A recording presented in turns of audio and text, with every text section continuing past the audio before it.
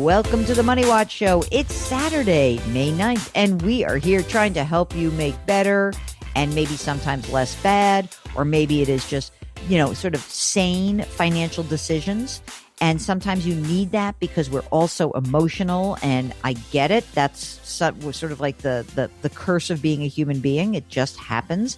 We hope to do this, and we hope to bring this show to you without any jargon and certainly no judgment.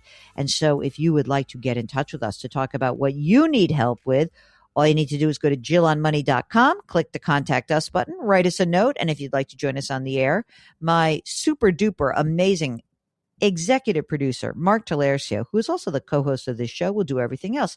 Hey, Mark. Hello. How are you? Hello, Jill. Happy Mother's Day weekend. So I wanted to, sort of connect with you, Mark, about, generally speaking, where we are in the sports calendar so that we could be on the same page. Is this the point of the year where you're going to start telling me about tennis? Well, we're heading into the French Open here in a couple weeks. Yeah. So is that what I have to deal with, you and my sister? Yeah. I'm not. It's lost a little bit of its luster this year because the top guy Alcaraz is not playing. So he's the defendant. He would have been the defendant champ, but he's not playing. All right. What about the chicks? Who do I have to root for? Well, it's clay, so everyone's going to point to Iga. Iga usually does very well at Roland Garros, though she did not win it last year. And then there's Sabalenka is her main rival, I would say. Okay. I don't even know what those names mean anymore. Poland and Belarus. Okay. Well, no Americans. There's always some. Yeah, the Pagula, whose father and mother and father own the Bills, the Buffalo Bills, and the Sabres. Oh, right. Yes. She's up there, and of course there's Coco Gauff. She won the French Open last year, so maybe 2 in a row. All right. I'm excited about that now. Call me when we get to the finals. I could care less about the early rounds. So those are the best rounds. I know. You and my sister and Connie, our friend Connie. Are you talking to Connie again about this or not? So Daily. Oh my God, you guys! We talk insane. Daily. We never talk about anything. Well, we talk about 2 things only: tennis and plants/gardening. That's it. Oh, you never talk about CBS work. Never ever comes up. Okay. She was our former boss at CBS Radio Gang. That's why I'm asking about this. And it's so funny. Okay. Well, listen, I'm excited today because we are going to talk to a young listener who is ready to tackle her financial issues. And that is young Christina from Boston. Hello, Christina. How are you? Hi, Jill. Hi, Mark. Thanks for having me. Of course. So first of all, how did you come upon our show? How do you know about us? I was referred to by a friend to give a listen just because I wanted to get serious about my money. And she led me to you guys. I love that. So amazing. Thank you. And thank your friend. So tell us what's going on and how we can help you out. Yeah, I guess I just want to get more serious about my money. There's 3 areas I kind of want to focus on. I'm kind of all over the place, but my retirement, I'm also currently a renter and would love to buy a condo with my boyfriend in the next 2 to 3 years. Not until there's a ring on that finger, baby. Okay, just kidding. Trust me, in the next few months. Then potentially getting my MBA to increase my earning potential and just oh my God, we have a top 3 list. I like it. Yeah. So want to get focused here. So let's talk a little bit about just where you stand right now. So how old are you? I'm 28 years old. 28. And are you living with the boyfriend right now? Yes. Yep. Okay. We're renting together. And how much is your rent right now? $3,500 total. So you split that evenly? You're both even Steven, 50-50? I pay a little less. I pay $1,700. He pays $1,800. Okay. Got it. And how much are you earning right now? Right now, my base salary is $107,000. Great. That's amazing. Are you entitled to a bonus usually? Yeah. So I'm up to $22K bonus and equity combined. Oh, that's nice. Very nice. Yes. Any debt, any old school loans, anything floating around? Yeah, so I have no credit card, no car, no mortgage, but student loans, I have 22,500, so 22,500 with the government, and that's between 3%, 4.8%. And then I owe $10,000 to my parents, interest free. Aren't they nice? They're so nice. So nice. That's so good. Okay. So are you making payments to them right now or not?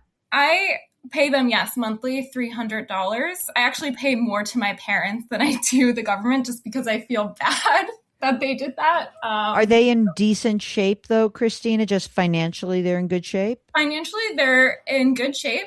They just recently retired. Both have pensions, so both very well.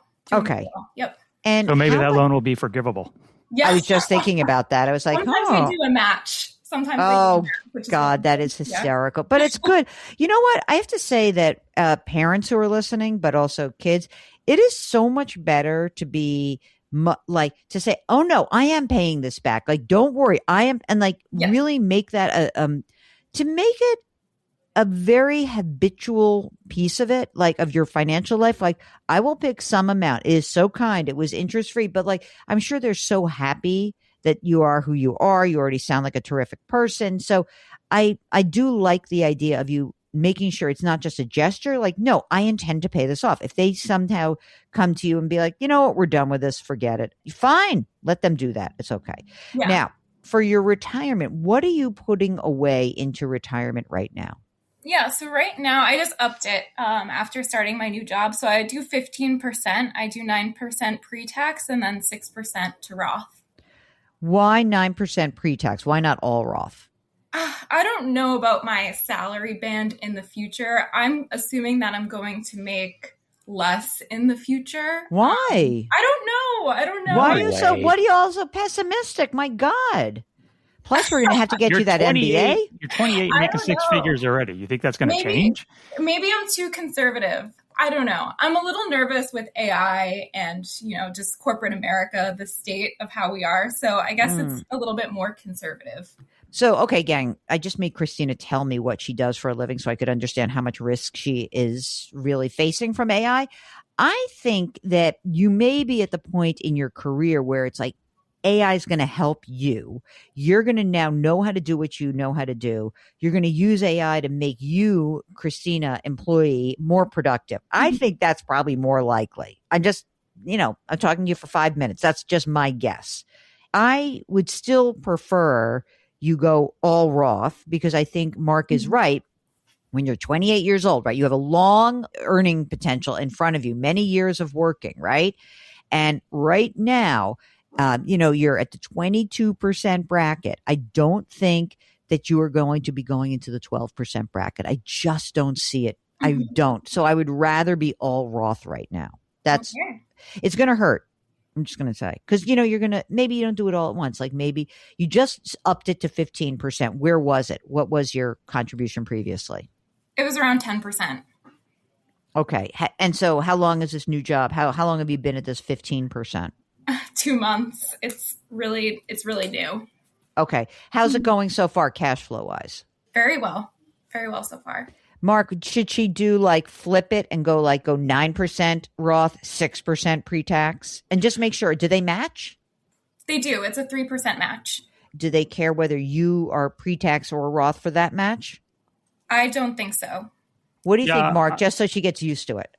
Yeah, I would slowly but surely get to the point where eventually you're 100% Roth. You don't have to do it all at once because it is going to impact your paycheck, but just play with it. Maybe make a goal by the end of the year. You want to be at 100% Roth and do a little bit each month. Yeah, so maybe you just say 1%, maybe swap it 1% a month for the rest of the year, right? And then you're all Roth, and then it'll be a lot easier for you to manage that. So with your retirement, in terms of being focused on this, how much money have you put away for retirement before this job came into play? Where were you and how much do you have in that, and in either an old account or did you roll it over? Yeah, so I have 2 accounts right now. Mm-hmm. My old one at my old employer, so that's $46,000. Amazing. Yeah. Incredible. And then I have 2.3K at my new employer, so quite small. But I actually also have a pension plan from my old employer around $18K. So I'm thinking of rolling that over into my 401k, or I can keep it and it will accrue 4% per year. Great. Yeah. Wait a minute. They'll let you roll it and it will still accrue? No, she's got to no. keep it. It's either or. Okay. Mark, can we keep it for 4% a year for a guaranteed chunk, or do you want to roll it? I don't know. I'm kind of inclined to keep it. I mean, you could actually keep it. I'll tell you what you could do. The old one with 46,000.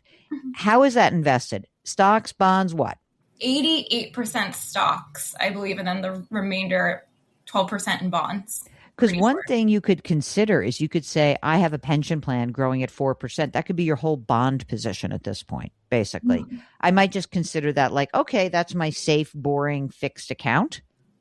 And then you can be as aggressive as you want in the 401k. You could just, honestly, not going to hurt you just because you're so young. I guess rolling it is like you have the money, but yep. I don't know. Would you ever go back to that place where it has a pension? Is there any possibility of that? I would, just not in the practice that I was in. Because maybe would that mean you wouldn't have, in other words, there's no way to turn that pension plan back on if you went back into that world? That is a question I do not have an answer to. If you were to be able to do that, I might want to preserve the ability to do so. Gotcha. Okay. Maybe. So maybe just for now, leave it and let it accrue. It's fine. Yep. Does your boyfriend, does he work in something where he has a big upside in terms of making more money? Yes, for sure. He makes more than double than what I make. And he just started a new job as well. I'm not like so keen to say like, oh my God, you have to go like buy something right now. Like you kind of want to see where things land for both of you. Do you have a cash account that you keep like just a little safe money? So yeah, my savings, I luckily lived at home for the first year and a half that I started working. So I was able to save some money. So I have a high yield savings account that has $13,000 in it. Great. And then I have a regular savings account that has $40,000 in it. And I need to figure out what to do with that cash. Interesting. Okay. So you're spending $1,700 on your rent. Some of those loans, 22.5 of the federal loans, some of them are at 4.8%, right? Yeah. Mm-hmm. Do you know what chunk of that is 4.8%? 6,000. Is the most of the rest of it around 4? Is that fair to say? Yeah. 3 to 4? I would say the average. Okay. I mean, if you look at all of your spending, including the money you're paying to your parents and including the loans that you're paying back, what do you think you spend on a monthly basis? Maybe 3.5K. Yeah. 3.5, 4, maybe. Yeah. That would seem right. Okay. So in general, everyone listening, let's use Christina as like the perfect model. She's making money. She's got some loans. How do you manage this? How do you think about it? The first thing I'm going to tell you, Christina, is you should track how you're spending your money just for the heck of it. It doesn't, I don't think you don't have any problems. You don't have some credit card debt that's going crazy, but it's nice for you to feel a little more in control. And you can do that by, any app. Banks have apps for tracking your expenses. You could pay for an app if you wanted to. I don't know, but just get a sense of how much am I spending really? Even if you just went through your bills for the last 90 days, just check it out. Okay. And you say, all right, I'm spending $4,000 a month. Great. So the rule of thumb that we recommend is to have 6 to 12 months of your living expenses in a safe account. Okay.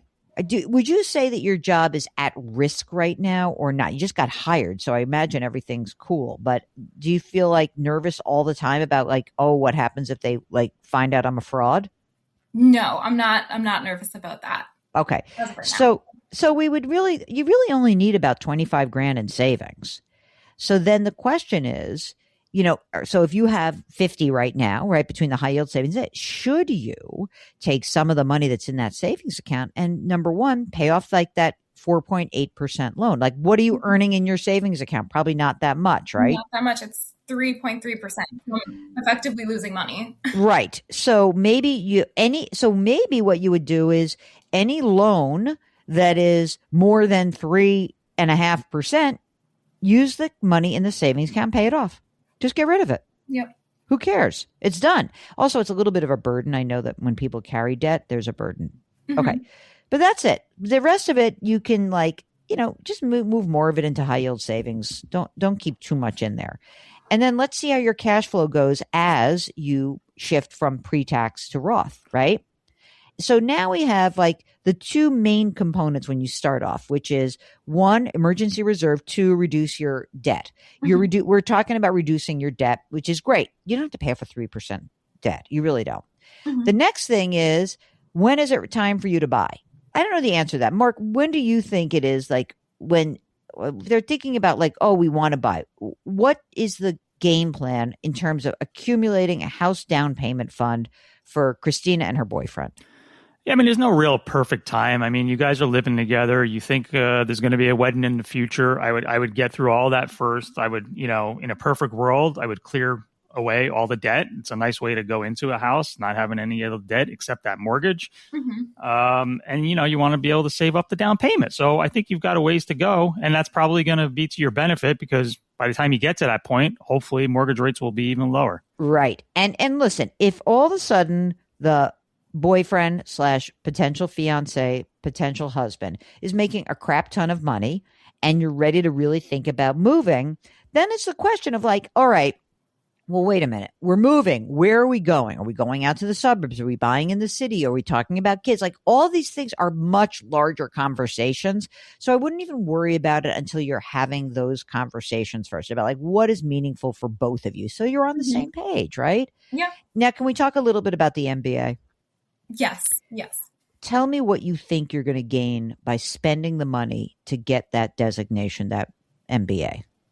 Yeah, this is where I'm at crossroads, because I think that I would be able to increase my earning potential, hopefully double it down the line, but it would also allow me to pivot into a new profession, which I'm not entirely energized by my current industry. I would like to. Now, knowing what you do, I understand why, but you guys all don't know that, but I do. Okay. When you think about an MBA, do you work for a kind of place that would help pay for that? Because is that something that's possible? I need to look into it, just because it's been 2 months. I don't know if they would want to invest in me only knowing me for 2 months. Right. Do you think that are you a snob about it? Like, oh, I would only go to Harvard or to MIT or blah, blah, blah, blah. Like, you want to stay in the area because you live there now and you have a boyfriend who works there? Is that kind of what you're thinking? Yeah, my family's also here, so I'd want to stay in Boston, and luckily it's a market with a lot of higher education. Totally. I actually went to school in the city, and hopefully I would go to that same place for my MBA potentially. How much do we have to pay for that MBA? Give me the brutal truth here.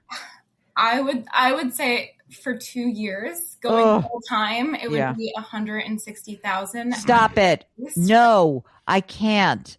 Oh my God. Mark, help me. Knowing what you do and knowing people that have a similar job who are at the highest level, and they're at the highest level without an MBA. So I would not get an MBA for your current industry. But if you're talking about a career change, I can't really answer that. I know it's very hard to make that recommendation. Look, I have a niece who got her MBA because she was a career transitioner, and she felt like she needed to really have that designation.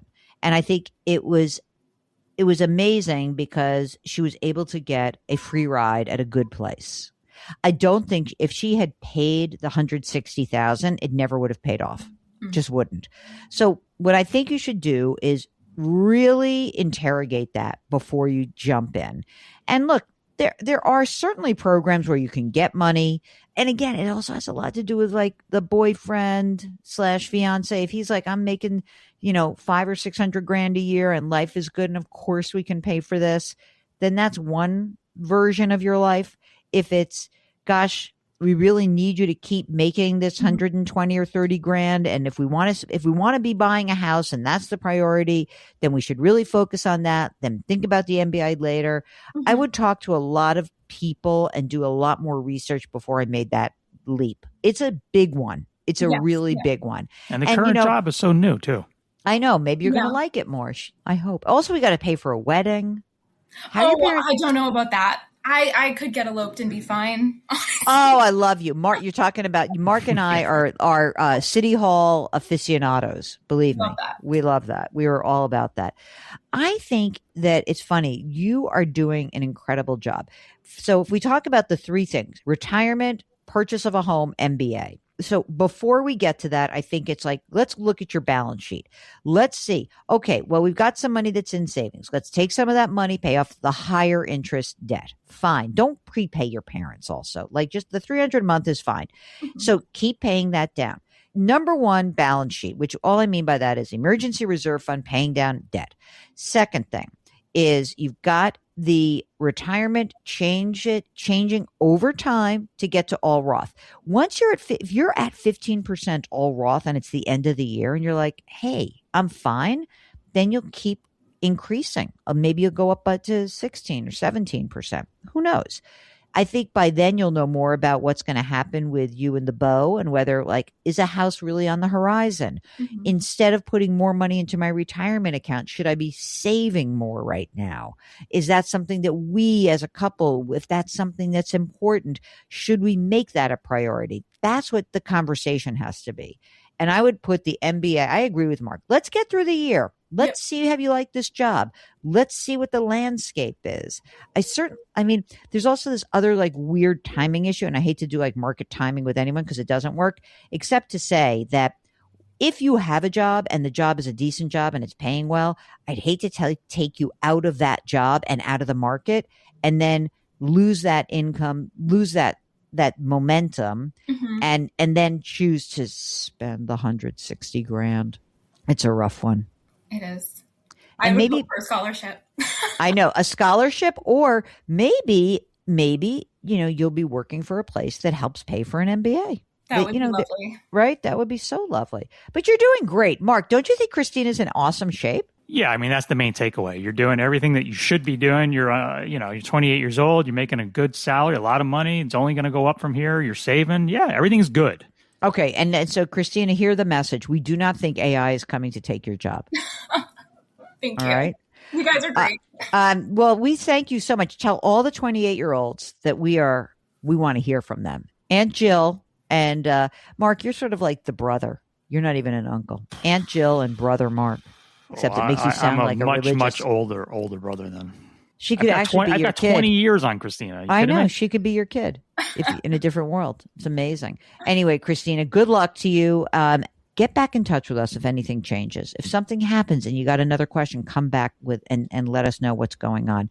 And if you're listening to this and you are in your 20s and you want to have a little help with priorities, a little help with kind of managing the next best step for you, get in touch with us.